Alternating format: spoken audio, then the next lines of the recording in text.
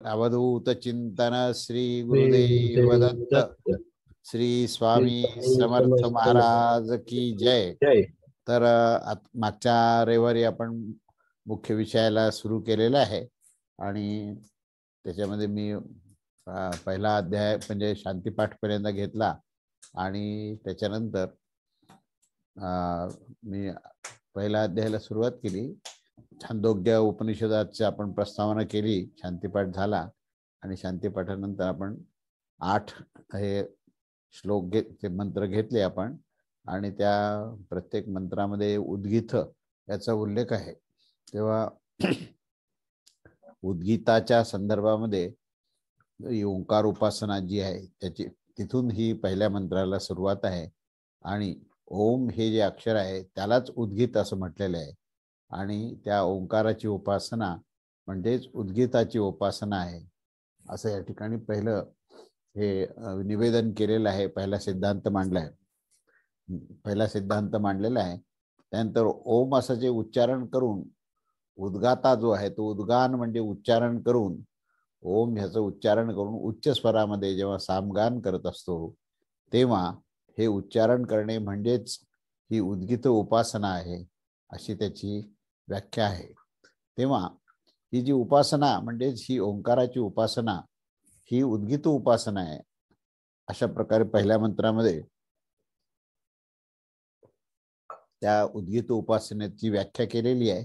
त्याच्यानंतर पुढे दुसऱ्या मंत्रामध्ये आपण हे पाहिलं की ह्या उद्गीत उपासनेमध्ये जे विभिन्न रस आहेत म्हणजे उद्गीत हा 8वा रस आहे असं म्हटलेलं आहे आणि त्यामध्ये ह्या चराचर प्राण्यामध्ये जी पृथ्वीचा जो रस सर्वत्र असतो तो प्रथम रस आहे. पृथ्वीचा रस जल, जलाचा रस औषधी, औषधीचा रस पुरुष आणि पुरुषाचा रस वाक, वाकचा रस रुक आहे आणि रुकचा रस साम आहे आणि शेवटी सांगितलं की सामचा जो रस आहे तो हा उद्गीत आहे. म्हणजे उद्गीत जो आहे अंतिम रसपूर्ण असा आहे असं उद्गीताबद्दलचं निवेदन केलं आणि त्यानंतर असा जो उद्गीत आहे तो संपूर्ण रसामध्ये रसतम उत्कृष्ट अशा परमात्म्याचे ते प्रतीक होण्यास योग्य आणि तो पृथ्वीमध्ये ओतप्रोत सर्वत्र तो असून तोच अंतिम 8वा रस आहे असं तिसऱ्या मंत्रामध्ये सांगितलं आणि त्याच्यानंतर पुढे असं निवेदन केलं की असा विचार केला जात आहे की कोणकोणता रस हा रुक आहे, कोणता रस साम आहे, कोणता रस उद्गीत आहे असा प्रश्न निर्माण करून त्याचं उत्तर दिलं की प्राण वाक हा रुक आहे म्हणजे ऋग्वेदचा संदर्भ वाकचा आहे, तर वाणी म्हणजेच रुक आहे, प्राण म्हणजेच साम आहे आणि ओम हे अक्षर म्हणजेच उद्गीत आहे असं ह्या तिन्ही संदर्भामध्ये तिथे व्याख्या केलेली आहे. आणि त्याच्यानंतर आपण ह्या उद्गीताबद्दल पुढचं जे सांगितलं आहे ते असं की ओम हे जे अक्षर आहे हे मिथुन म्हणजे ह्या दोघांची जोडी आहे. ज्यावेळेस हे रुक आणि साम ह्या दोघांचाही परस्परांशी समन्वय होतो त्यावेळेस हा ओंकार जो आहे तो उद्गीताच्या रूपामध्ये उद्भव होतो आणि मग साम आणि रुक या दोघांचंच, कारण ऋग्वेदातलेच मंत्र सामवेदामध्ये हे रसयुक्त आलेले आहेत, हे त्या ठिकाणी स्वरयुक्त आलेले आहेत आणि त्यालाच पुढे ओंकाराचं रूप देऊन तिथे उद्गीत दृष्टीने ओंकाराची उपासना सांगितली आहे आणि मग ही ओंकाराचा उपासक जो आहे तो त्यालाच उद्गाता असं म्हटलेलं आहे आणि त्याच्या समान दुसरा धर्मयुक्त जो होतो तो म्हणजेच हे पुढे प्रकारचे मंत्र दिलेले आहेत की जो विद्वान असा उपासक म्हणजे अशा प्रकारे उद्गीत रूप अक्षरांची उपासना करत असतो तो संपूर्ण कामनेची प्राप्ती करून घेतो असं या ठिकाणी निश्चितपणे असा सिद्धांत सांगितला आहे.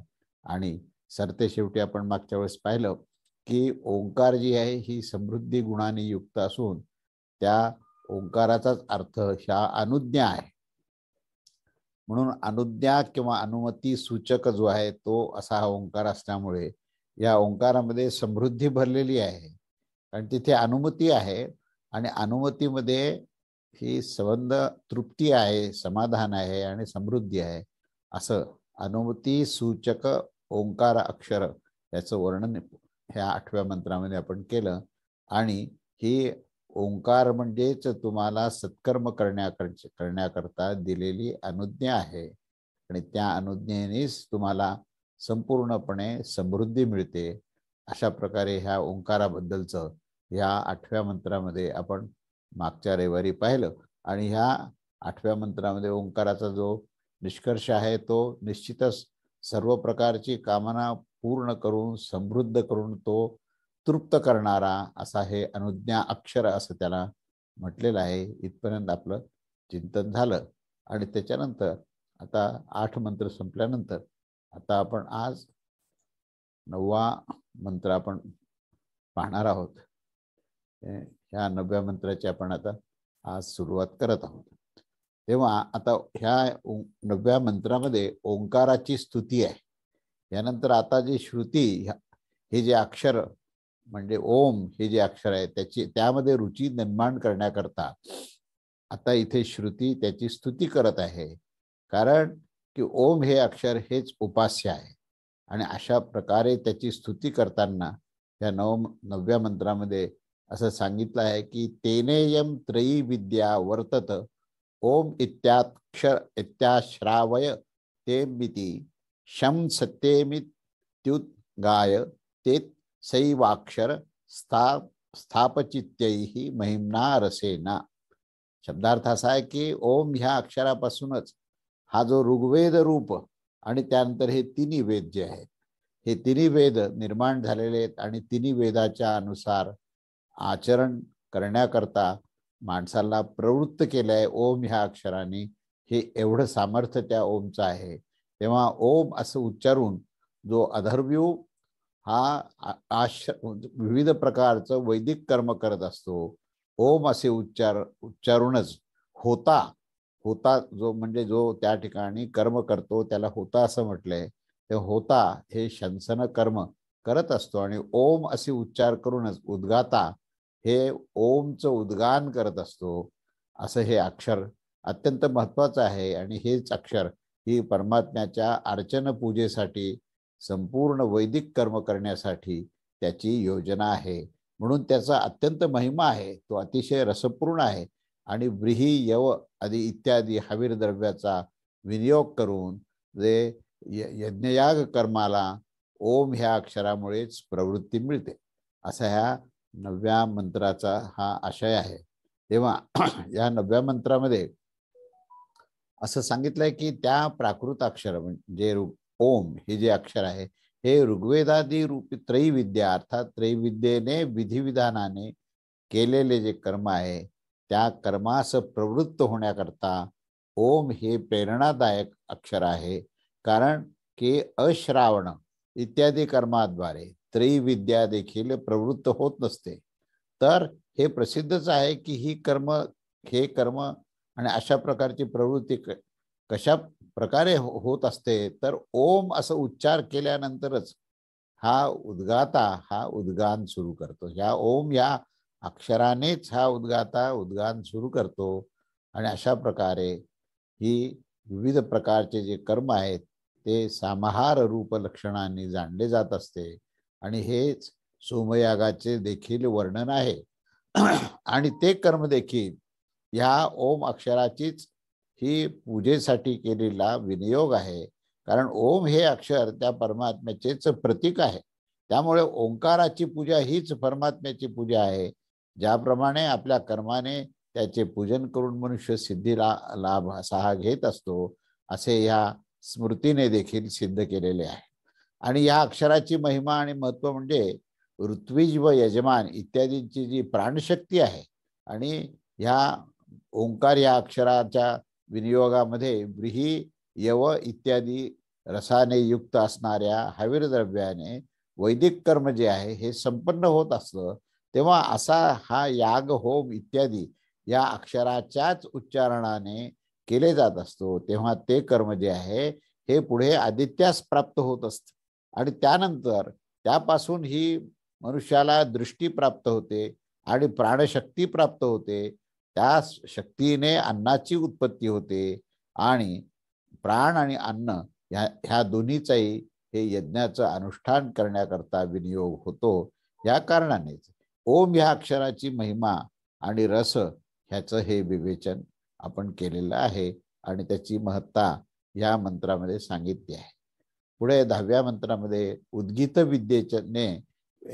विद्येच्या ज्ञानाने व न न ज्ञान न प्राप्त करण्याने, म्हणजे जे जाणलेले आहेत आणि जे न जाणणारे आहेत त्यांचं कर्म कसं असतं, त्याच्यामध्ये भेद काय आहे, याच्यावर हा 10वा मंत्र इथे वर्णन करत आहे. तेव्हा अशा ह्या अवस्थेमध्ये ज्यास अक्षर विज्ञान असते त्यानेच कर्म केले पाहिजे, तेव्हा अशा अवस्थेमध्ये श्रुती आक्षेप घेत आहे की ज्ञानाने आणि अज्ञानाने यांनी केलेले कर्मामध्ये कसा भेद असतो. याच्यावर हा मंत्र आहे. तेनो भौ कुरुते यश्चैत देवम वेद यश्च न वेद नानातु विद्याच्या अविद्याच यदेव विद्यया करोति श्रद्धया उपनिषदा तदेव वीर्यवत्तरम भवतीति खल्वे तस्यै अक्षरस्य उपाख्यानाम भवती. जो या अक्षरास म्हणजे ओंकारास अशा प्रकारे संपूर्णपणे जाणत असतो आणि जो जाणत नसतो, असे दोघेही त्याच्याद्वारे कर्म करतात, परंतु विद्या आणि अविद्या दोन्हीही भिन्न भिन्न फल देणारे आहेत. जो कर्म विद्या श्रद्धा आणि योगाच्या द्वारे युक्त होऊन करत असतो तोच बलवत्तर होतो. अशा प्रकारे हे निश्चितच ही गोष्ट ही समजणं आवश्यक आहे. तेव्हा ह्या ओम अक्षराची इथे ही अशा प्रकारची व्याख्या केलेली आहे. याचा आशय असा आहे की ओम ह्या अक्षराच्या द्वारे हे दोन प्रकारचे जे लोक कर्म करत असतात, एक म्हणजे जे या अक्षरास ज्याप्रमाणे व्याख्या केली आहे त्याच प्रकारे त्यांना संपूर्णपणे त्याचं ज्ञान असतं, आणि दुसरा जो आहे तो केवळ क्रिया म्हणजे कर्म करत असतो, पण त्याला त्याच्यातलं काहीही ज्ञान नसतं आणि त्यामुळे तो ह्या सर्व कर्माला आणि त्या ओंकाराला यथार्थ स्वरूपात जाणत नसतो. असे हे दोघेही कर्मानुष्ठान करत असतात. आणि आता येथे कोणी म्हणत असेल की त्या लोकांना कर्माच्या सामर्थ्याने संपूर्ण फलाची प्राप्ती होऊन जाते का, तेव्हा अक्षराच्या यथात्म्या जाणण्याची काय आवश्यकता आहे असा कोणी प्रश्न विचारू शकतो. कारण की लोकांमध्ये अन्नग्रहण केल्याने जाणणारा अथवा न जाणणारा स्वस्तच असतो, हे उदाहरण त्यांच्या डोळ्यासमोर आहे. तेव्हा अन्नाबद्दलचं ज्ञान असलं काय आणि नसलं काय, पण जर उत्तम अन्न खाल्लं तर दोघांनाही, जे जाणकार आणि न जाणकार असे दोघांनाही सारखाच परिणाम होतो. मग तशाच प्रकारचं हे जे यज्ञयाग कर्म ओंकाराचा विनियोग करून केल्यानंतर त्याचं ज्ञान असणं आणि नसण्याच्यात काय फरक आहे अशी शंका हे काही लोक करतात. पण अशा प्रकारचं हे दृष्टांत देऊन असे विधान करणं अयोग्य आहे. कारण विद्या आणि अविद्या हे मूलतः दोन्हीही भिन्न भिन्न आहेत. ओंकार जे आहे ते रसतम आणि आप्ती व समृद्धी या गुणांनी युक्त आहे असे जाणणे, आणि त्यास केवळ कर्मांग मात्र जाणणे पर्याप्त नाही, तर त्या सर्वांगाने जाणणे उत्कृष्टच आहे. तेव्हा आशय असा आहे की कर्मांग ज्ञानाने उत्कृष्ट झाल्याच्या कारणाने त्याच्या फलाची पण उत्कृष्टता आणि योग्यता निश्चितच असेल. लोकांमध्ये असे पाहिले जाते की जसे उदाहरण दृष्टांत दिलेला आहे की व्यापारी आणि भिल्ल या दोघांपैकी व्यापाऱ्यास पद्मरागादी मण्याच्या विक्रीचे अधिक ज्ञान असते आणि त्याला त्याचे फळ हे अधिक मिळत असते. तेव्हा विद्या म्हणजे विज्ञानाने युक्त होऊन, श्रद्धेने म्हणजे श्रद्धाळू होऊन, आणि उपनिषद म्हणजे योगयुक्त होऊन जो कर्म करत असतो तोच प्रबलतर होतो. अविद्वानाच्या कर्माने मात्र असे फल मिळत नाही. विद्वानाचे कर्म हे प्रबलतर दाखविलेले आहेच. यापासून असा बोध होतो की अविज्ञानांना हे कर्म जे आहे हे तेवढे प्रबल करत नाही जेवढे विद्वानांना, आणि अविद्वानाच्या जरी कर्मात अधिकार नसला तरी त्यांना कर्म करण्याकरता ही परवानगी दिलेली आहे. कारण औषधस्य कांडामध्ये या अध्यायामध्ये दशमखंडामध्ये अविद्वानास देखील ऋत्विक असं संबोधन केलेलं आहे. तेव्हा ज्याप्रमाणे ज्ञानी जे ऋत्विक आहेत त्यांना आणि ह्यांना सुद्धा ऋत्विक असं म्हटलंय, तेव्हा असे ते अक्षर रसतम आणि आप्ती व समृद्धी गुणांनी युक्त असे असते, अशी ही उपासना आहे. कारण की त्याचे निरूपण करताना मध्येच आणखी काही प्रयास दिसत नाही. अनेक विशेषणाद्वारे अनेक प्रकाराने उपास्य होण्याचे कारण हे निश्चितच आहे की या सर्व उद्गीत संज्ञक प्राकृत अक्षर ओम ह्याचीच ही संपूर्ण व्याख्या आहे। तेव्हा दोघांनाही लाभ आहेच आहे, पण त्या लाभामध्ये हा एक प्रकारचा भेद आहे असं इथे विवेचन केलेलं आहे। आणि अशा प्रकारे हा आपला जो पहिल्या अध्यायाचा जो प्रथम खंड आहे तो ह्या 10व्या मंत्राबरोबर इथे संपलेला आहे। तेव्हा आता प्रथम अध्यायातला आपण द्वितीय खंड आता प्रारंभ करत आहोत आणि त्या ठिकाणी सुरुवात जी आहे ही प्राणाची उपासना ह्याच्या हा विषय इथे घेतलेला आहे। तेव्हा प्राणोपासनेपासून उत्कृष्टता कशी असू शकते हे सूचित करणाऱ्या काही आख्यायिका या मंत्रामध्ये दिलेल्या आहेत। त्या आख्याया प्रतिकात्मक असून त्याचा जे आशय आहे तो आशय आपल्याला समजणं हे अत्यंत आवश्यक आहे।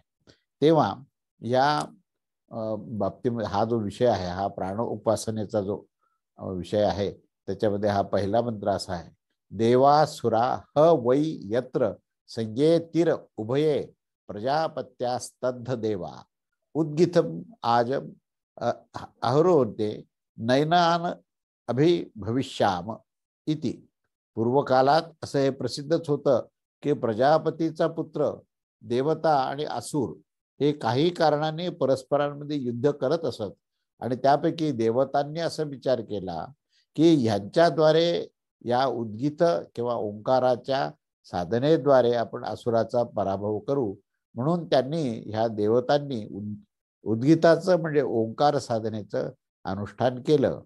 तेव्हा ह्याचा आशय असा आहे की देव आणि असुर म्हणजे देवता आणि असुरगण हे ह्याच्यामध्ये देव शब्द हा दिव ह्या धातूने सिद्ध झालेला असून याचा अर्थ शास्त्र अवलोकित इंद्रियांच्या ह्या वृत्ती आहेत आणि त्यांच्या विरुद्ध जो कोणी आपल्याच प्राणामध्ये म्हणजे विविध विषयांमध्ये जाणारी जी प्राणन शक्ती असते म्हणजे जीवन उपयोगी प्राण व्यापारामध्येच जे रमण करणारी असल्याने त्याच कारणाने ते स्वभावानेच तमोमयी इंद्रिय वृत्ती आहे आणि त्यांनाच असुर असं म्हटलेलं आहे। म्हणजे आता पुढची सगळी जी कथा आहे याच्यामध्ये सूर आणि असुर किंवा देव आणि असुर असे जे दोन शब्द वापरलेत तर त्याचा इथे अर्थ पहिल्यांदा सांगितला आहे की असुर म्हणजे कोणी दुसरी तिसरी व्यक्ती नसून आपल्याच इंद्रियामध्ये जे तमोगुणाने युक्त असलेला जो विभाग आहे त्या विभागाला असुर असं म्हटलेलं आहे।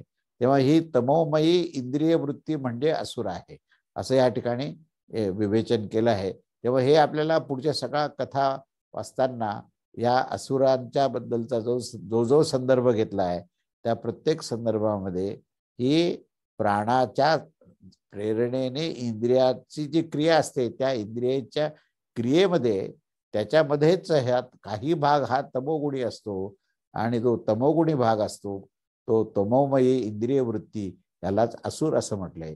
या मंत्रामध्ये ह आणि वै हे पूर्ववृत्तांतात सूचित करणारे म्हणजे मागचा संदर्भ घेऊन पुढे सांगणारा असल्यामुळे ह आणि वै या अक्षराचा इथे विनियोग केलेला आहे। त्यानंतर यत्र ज्याच्या निमित्ताने अर्थात एक दुसऱ्याच्या विषयाचा अपहरण रूप कोणत्याही निमित्ताने जे समोर आलेले आहेत। सम या उपसर्गपूर्वक यत धातूचा अर्थ संग्राम असा असल्याने त्याचा अर्थ त्यांनी संग्राम केला म्हणजे त्या देवदेवतांनी आणि असुरांनी हा परस्परांमध्ये संघर्ष झाला आणि त्यांनी संग्राम केला अशा प्रकारचं समजलं पाहिजे।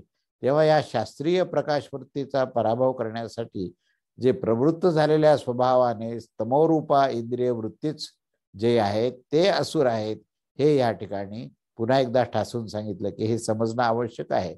आणि त्याच्या विपरीत जे शास्त्रार्थ विषयक विवेक ज्योतिस्वरूप देवगण जे स्वाभाविक तमोरूप असुरांचा पराभव करण्यास प्रवृत्त असतात अशा या परस्पर वृत्तीच्या संग्राम समान हे देव आणि असुरांचा संग्राम हा अनादी कालापासून संपूर्ण प्राण्यांच्या देहातच होत असतो असा या विवेचनाचा अर्थ आहे। तेव्हा इथे श्रुती धर्म आणि अधर्म याच्या उत्पत्तीचा विवेकाचा बोध करण्यासाठी प्राणांच्या विशुद्धीचे विज्ञानाचे विधानाचे आणि त्या विधानाचं स्पष्टीकरण करण्यासाठी यापुढे आपण आता आख्यायिका रूपाने काही गोष्टीचं वर्णन आपण करत आहोत। यावरूनच हे देवता आणि असुर हे दोघेही प्रजापतीचेच पुत्र आहेत कारण प्राजापत्य म्हणजे पुरुषच उक्त आहे, हाच महान प्रजापती आहे असे अन्य श्रुतीच्या अनुसार सुद्धा प्रजापती कर्म आणि ज्ञान उपासना याचे अधिकारी हे पुरुषाचे नाव आहे. तेव्हा हे नाम हे ब्रह्माचे नव्हे, त्याची शास्त्रीय आणि स्वाभाविक असे परस्पर विरुद्ध इंद्रिय वृत्ती ही संतानाप्रमाणे असते, कारण की त्यांचा आविर्भाव त्याच्यामुळेच होत असतो. तेव्हा उत्कर्ष आणि अपकर्ष रूप निमित्ताचे कारण होणार या संग्रामामध्ये देवतांनी उद्गीताच्या म्हणजे उद्गीत भक्तीने लक्षित होऊन उद्घाताच्या कर्माचे अपहरण अनुष्ठानामध्ये केलेले आहे. केवळ एकट्याच त्याचे अनुष्ठान होणे हे असंभव असल्यामुळे त्यांनी ज्योतिष्टोम इत्यादीचे अनुष्ठान देखील केले आणि असाच त्याचा हे अर्थ आहे. तेव्हा त्यांनी हे जे काही अनुष्ठान कोणत्या कारणांनी केले हे दाखवण्याकरता आणि या कर्माने आम्ही या असुरांचा पराभव करू असाच अर्थ या ठिकाणी आपण लक्षात घेतला पाहिजे आणि त्यांनीच ह्या उद्गीताचे हे अनुष्ठान होते असं या ठिकाणी विवेचन केलेले आहे. आता पुढचा मंत्र दुसरा आहे, त्यामध्ये घ्राणाधिकांचे सदोषत्व असा हा विषय आहे. घ्राण म्हणजे घ्राणेंद्रिय, या घ्राणेंद्रियामध्ये कोणत्या प्रकारचा दोष निर्माण होतो की आणि तुमच्या या उपासनेमध्ये कसा अडथळा येतो याचं हे वर्णन केलं आहे. ज्यावेळेस त्या ब्रह्मवेत्त्याने त्या उद्गीत कर्माची करण्याची इच्छा केली त्याच वेळेस आता हा मंत्र काय म्हणतो ते बघा. तेह नासिक्यम प्राणम उद्गीतम मुसांच्या क्रीरे तम हा सुराहा पामना विदुस्तम स्माते नो भयम जिघ्रती सुरभीच दुर्गंधीच पापमाम हिष. त्यांनी नासिकेत निवास करणारे जे प्राण आहेत त्या प्राणाच्या रूपात उद्गीताची उपासना केली, परंतु असुराने त्यास पापबुद्धीने अडथळा निर्माण करून पापाने बद्ध केले आणि याच कारणाने ते घ्राणेंद्रियाचा विनियोग हा सुगंध आणि दुर्गंध या दोन्हीही गंधास प्राप्त करण्याकरता भाग पाडले, कारण हा पापाचा प्रभाव असतो. आता एक एक आपण इंद्रियाचा इथे विचार इथे सुरू केलेला आहे. आपण इंद्रियाचा विनियोग करतो एखाद्या विषयाची प्राप्ती करण्याकरता, परंतु त्या प्रक्रियेमध्ये कळत आणि नकळतपणे या पापाचाही प्रभाव असुरांमुळे होतो. आणि हे असुर आपण आधीच्या वेळेस आपण जी व्याख्या पाहिली तर ती त्या इंद्रियामध्ये असलेली जी तमोगुण वृत्ती आहे तेच असुर आहेत आणि ते असुर जे आहेत त्या इंद्रियाच्या माध्यमातून जे क्रिया होत असते त्या क्रियेमध्ये ते असुर आपला प्रभाव टाकतात. म्हणजे हे स्वतःमध्ये आहे. ही जी निर्मिती आहे, असुर हे बाहेरून कुठून आलेले नाही आहेत, तर देव हे स्वतः इंद्रिय असूनच त्या देवांच्या रूपात असणारे जे इंद्रिय आहेत त्या इंद्रियामध्येच हे असुर आहेत तमोगुण प्रधान आणि तेच परस्परांमध्ये संघर्ष करतायत. म्हणजे माणसाने असा जर विचार केला की आम्हाला वामशक्ती त्रास देते किंवा आसुरी शक्ती त्रास देते, काय करायचं, तर तुम्हाला स्वतःमध्ये पाहावं लागेल की ही तमोगुण वृत्ती जी आहे ती आपल्यामध्ये कशी लपलेली आहे आणि त्या तमोगुण वृत्तीनेच ही पापबुद्धी निर्माण होते आणि तो पापाने बद्ध होतो असं या ठिकाणी सांगितलंय. म्हणून ही घ्राणेंद्रियामध्ये असलेली जी तमोगुण वृत्ती असुर जे आहेत ते असुर त्या घ्राणेंद्रियाला काय करायला भाग पाडतात, तर ते सुगंधही घ्यायला सांगतात आणि दुर्गंधही घ्यायला सांगतात. म्हणून आपल्याला जो प्रत्यक्ष अनुभव येतो तो काय अनुभव येतो, तर तो असा अनुभव येतो की आपण कधीही सुगंधच फक्त घ्यायचा आणि दुर्गंधाला पूर्णपणे टाळायचं असं आपण आपल्या इंद्रियांनी करू शकत नाही. तर आपल्या इंद्रियाने सुगंध आणि दुर्गंध हे दोन्ही प्रकारचे घेणं हे आपल्याला भाग पडतं. तेव्हा याचा आशय असा आहे की ज्या इथे देवतांनी नासिक अर्थात नासिकमध्ये म्हणजे घ्राणेंद्रियामध्ये प्राणरूप चैतन्यमय घ्राणेंद्रियाचा जो उद्घाता त्या ठिकाणी आहे त्याची त्यांनी उपासना केली आणि त्या उपासनेमध्ये उद्गीत भक्तीची उपासना केली. निश्चितच तात्पर्य असं आहे की उद्गीत संज्ञक ओंकाराचे म्हणजे ओंकार अक्षराची ह्या नासिकेमध्ये राहणाऱ्या प्राणाच्या रूपाने तिथे उपासना केली. मनुष्य ओंकार उपासनेने नासिकेचाही उपयोग करतो, त्यामुळे त्या उपासनेमध्ये ही उद्गीत उपासनाच आहे. आणि अशा प्रकारे या प्राकृत अर्थाचा परित्याग आणि अप्रकृत अर्थाचे ग्रहण करावेच लागत नाही, कारण की खल्वे तसैव अक्षरस्य या श्रुतीच्या वचनानुसार येथे उपास्य रूपाने ओंकाराचेच हे प्रकरण आहे. तेव्हा देवतांच्या अशा प्रकारे हे ओंकाराचे वर्ण म्हणजे अर्चन पूजन केलेल्या या उद्गातास ज्योतिस्वरूप नासिके स्थितीमध्ये प्राणदेवता देवास स्वभावताच तमोमय असुरांनी अधर्म आणि आसक्ती रूप आपल्या पापाने बांधून टाकले आणि तो नासिका स्थित प्राण जो असतो त्याच्यामध्ये पुण्यगंधास ग्रहण करण्याचा अभिमान आणि आसक्तीरूप दोष ह्या दोन्ही असल्यामुळे त्याच्या विवेक आणि विज्ञानाचा त्या ठिकाणी अभाव होऊन जातो आणि ह्या दोषांच्या कारणानेच हा पापाचा संसर्ग हा निश्चितच त्या ठिकाणी होतो. त्यामुळे इथे असं जे निवेदन केलं आहे की असुराने ह्या उद्गात्यास पापाने बद्ध केलेले आहे. आता हा जो उद्गाता जो होता त्याला ओंकाराची उपासना करायची होती, परंतु असुर त्यातच आहेत आणि त्या असुरांनी त्याला पापाने बद्ध केलं. कारण की प्राण हा असुर पापाने बद्ध होत असतो आणि यामुळे या पापाने प्रेरित होऊन तो प्राण्यांच्या घ्राणसंज्ञक प्राण दुर्गंधास ग्रहण करणारा होऊन जातो आणि यापासूनच लोक सुगंधी आणि दुर्गंधी या दोघाचाही गंध घेत असतात. कारण पापाने ते बद्ध होत असतात.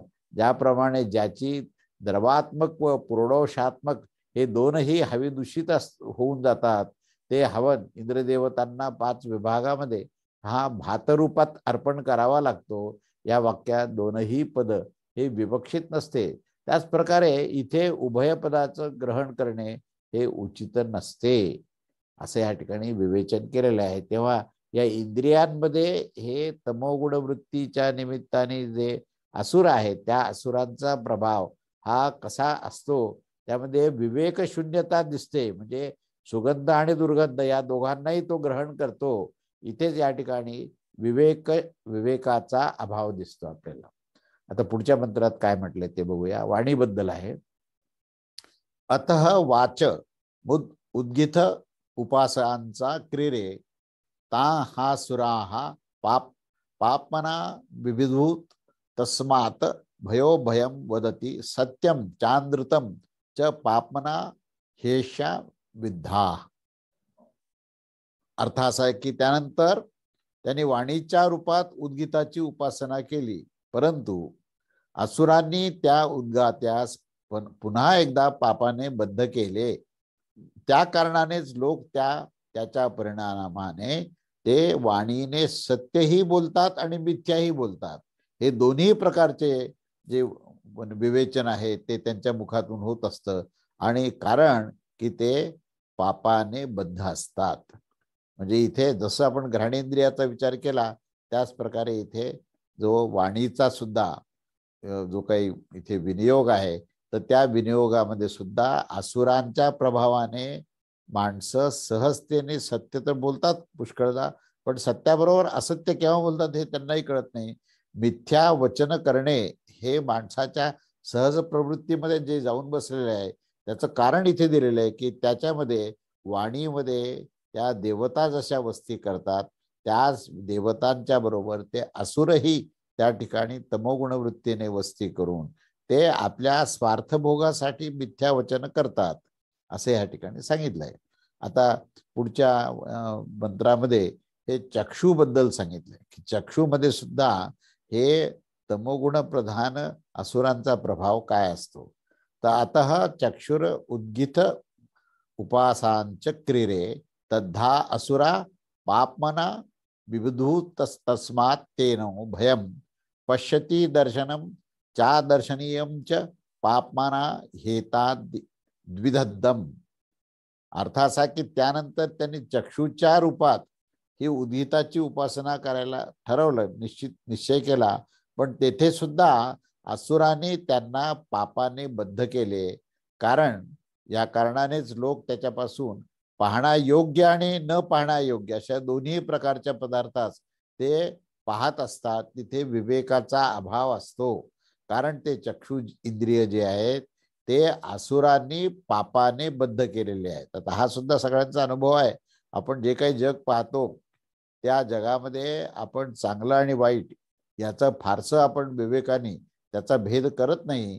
तर आपण जितकं चांगलं पाहत असतो तितकंच अगदी त्या वाईटाला पाहताना सुद्धा आपण टाळत नाही, आपण वाईट सुद्धा पाहतो. ह्याच्यावर आता विस्तार मला करायची गरज नाही. प्रत्येक मनुष्याला हा त्याच्या नित्य जीवनामध्ये येणारा हा अनुभव आहे की आपण त्याच्यामध्ये अतिशय उत्तम असंच पाहावं आणि जे निकृष्ट आहे, जे घृणास्पद आहे, तर त्याला आपण डोळ्यांनी पाहू नये असं आपण कधीही ठरवत नाही आणि ठरवून उपयोग नाही. कारण त्या चक्षुमध्येच ते असुर बसलेले आहेत आणि ते असुर जे आहेत हे तुम्हाला जसं उत्तम पाहायला जसं तुम्हाला दिशा मिळते देवताकडून, तसं या असुरांकडून पापाने बद्ध करून ते चक्षु जे आहेत हे जे अनावश्यक गोष्टी ज्या घृणास्पद आहेत, निषिद्ध आहेत, अशा गोष्टी नाही ते पाहत असतात. त्याच्यानंतर पुढे श्रोत्र. अतः श्रोत्रम उद्गितम उपासांच्या क्रीरे तद्धा असुरा पापना विविधुस्तस्मास तस्मता तेनो भयम शृणेति श्रवणीयम च पापना हेत दिग्भम. यानंतर त्याने श्रोताच्या रूपामध्ये उद्गीताची उपासना केली आणि असुरांनी त्यांना देखील पापाने बद्ध केलं आणि त्यामुळे लोक त्यास ऐकण्यास योग्य असेल किंवा ऐकण्यास अयोग्य असेल असे दोन्ही प्रकारे ध्वनीस आपण विवेक शून्यतेने, विवेकाच्या अभावाने हे आपण पाहत असतो. आणि ह्याचं कारण असं आहे की ते श्रोतेंद्रिय जे आहेत त्या असुराने ते पापाने बद्ध करतात, असं या मंत्राचा अर्थ आहे. तर हे सुद्धा विस्ताराने सांगण्याची आवश्यकता नाही फारशी. कारण काय की आपण जे काही पाहतो, आपण जे काही ऐकत असतो, हे श्रवण करत असतो. त्या श्रवणामध्ये सुद्धा नित्य जीवनामध्ये हा मनुष्याला अनुभव आहे की जी अनावश्यक गोष्ट आहे ती किती आपण श्रवण करतो याचा जर आपण अध्ययन केलं तर आपल्या लक्षात येईल की 50% वर अनावश्यक गोष्टी आपण ऐकत असतो की ज्याचा आपल्या कुठल्याही जीवनाच्या यथार्थतेकरता त्याचा विनियोग होऊ शकत नाही, उपयोग होऊ शकत नाही.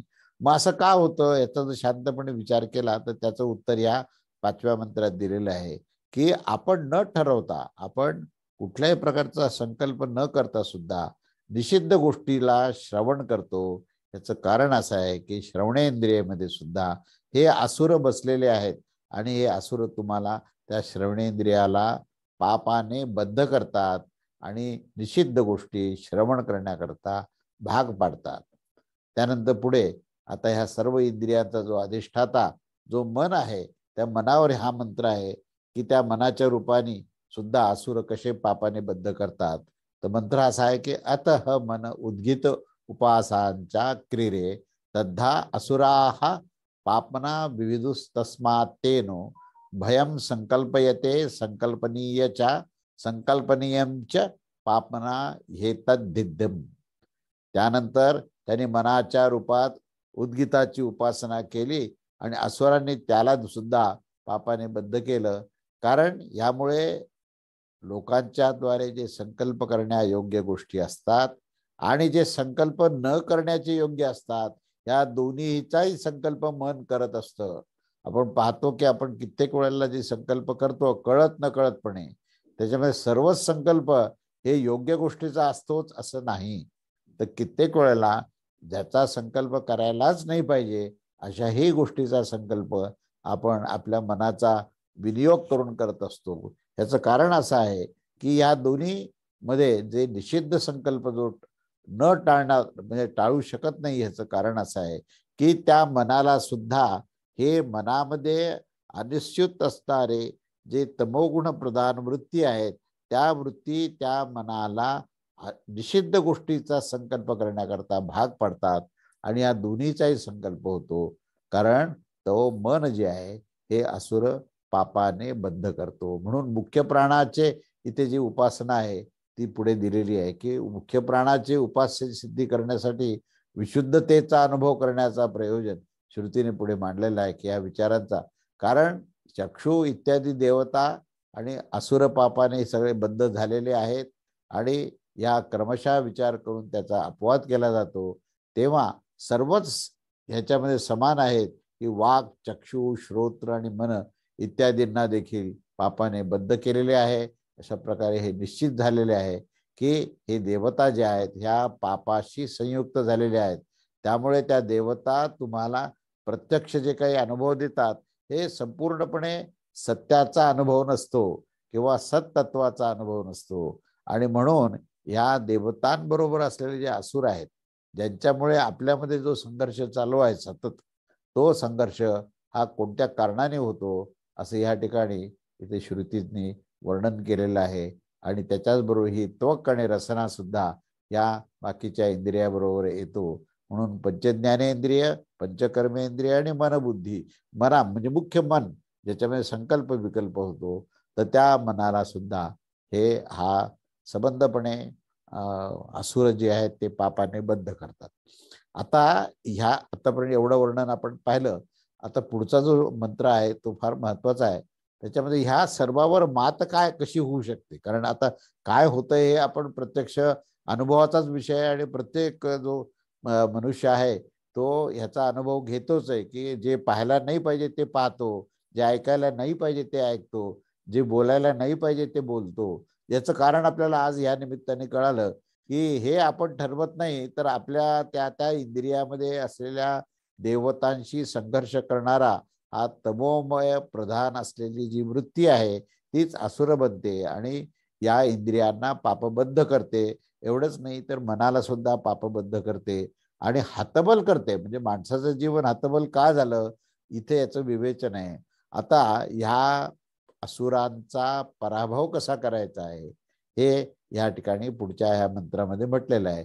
तर मंत्र असा आहे की मुख्य प्राणाद्वारा असुरांचा पराभव हा विषय आहे.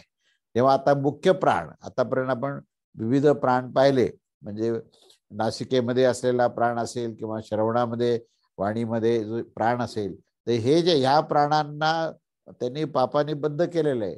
पण आता मुख्य प्राण काय आहे की ज्याच्यामुळे पापाने तो बद्ध होत नाही, पण तो असुरांचा पराभव करतो. तर ह्या असुर पापाने बद्ध झाल्याच्या कारणाने घ्राणादी देवता आणि त्यांच्यावरून त्यांना संरक्षण देण्याकरता तर काय होऊ शकतं हे ह्या 7व्या मंत्रामध्ये सांगितलं आहे. आणि तो मंत्र असा आहे की अथ ह य एवायम मुख्य प्राणम उद्गित उपासां चक्रिरे ताम हा असुरा ऋत्वा विध्वंसूर्यथा श्मान माखणम मृत्वा विध्वंसते.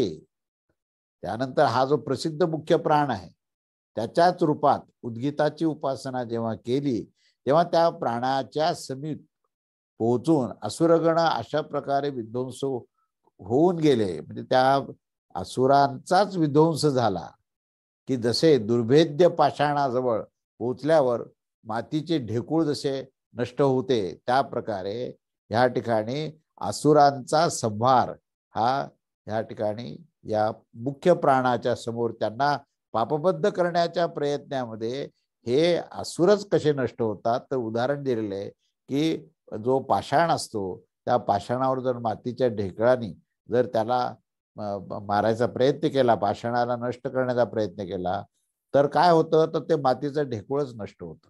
तेव्हा या ठिकाणी जो काही मुद्दा सांगितला आहे तो असा आहे की मुख्य जो मुखामध्ये राहणारा प्राण तो त्याच्याच रूपात उद्गीताची उपासना जेव्हा केली त्यावेळेस असुरगण पूर्ववत ह्यास प्राप्त झाल्यावर प्राणाचे काहीही न बिघडता केवळ त्यास बद्ध करण्याचा संकल्प करून तो जो असुर आहे तेच विध्वस्त होऊन गेले.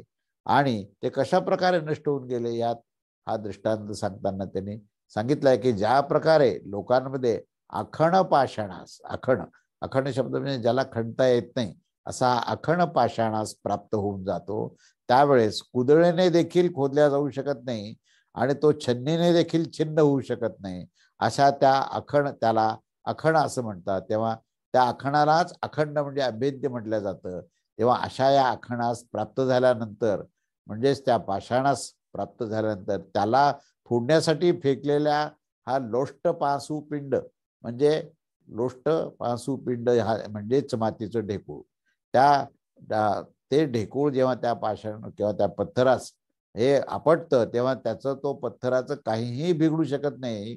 उलट ह्या प्रयत्नामध्ये तो स्वतःलाच नष्ट करून टाकतो. अशा प्रकाराने असुराकडून पराभूत न होण्याच्या कारणाने मुख्य प्राण तर स्वतः शुद्ध राहतोच असे याचे तात्पर्य आहे आणि इतरही इंद्रियांना तो संरक्षण देत असतो.